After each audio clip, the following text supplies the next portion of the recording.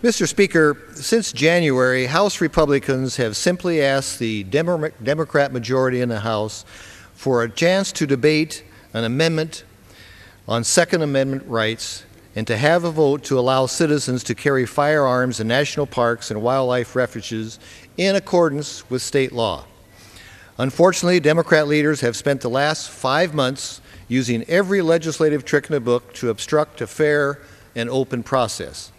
However, after Senator Coburn managed to force consideration of his amendment in the other body, Democrat leaders have finally cried uncle and decided to hold a debate and a vote. Mr. Speaker, I applaud their capitulation. During today's debate, you'll hear gun control advocates falsely claim that this amendment will increase poaching because American gun owners won't be able to resist the temptation to shoot wildlife encountered in national parks. Mr. Speaker, their liberal base might believe this, but I doubt if the American people will. In fact, the fact is that American gun owners are simply citizens who want to exercise their Second Amendment rights without running into confusing red tape. Opponents of this amendment will also call it unprecedented, far-reaching, and radical. But the fact is, it merely puts national parks and refuges in line with current regulations of national forest lands and Bureau of Land Management lands. Let me reiterate this.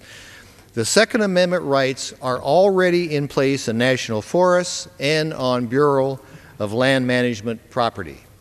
The current policy is outdated, unnecessary, inconsistent, and confusing to those who visit the checkerboard of public lands, and the policy needs to be changed, and this amendment does just that.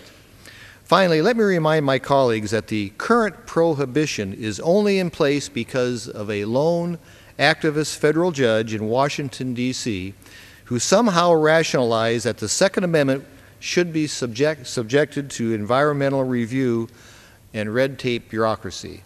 Second Amendment subjected to environmental review, and decided to single-handedly throw out the previous policy.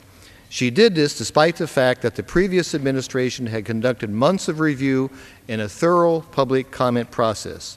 Now, today on this vote, the House has the opportunity to right that wrong. So, Mr. Speaker, I encourage my colleagues on both sides of the aisle to join me in restoring American Second Amendment rights on federal lands, and I yield back my time.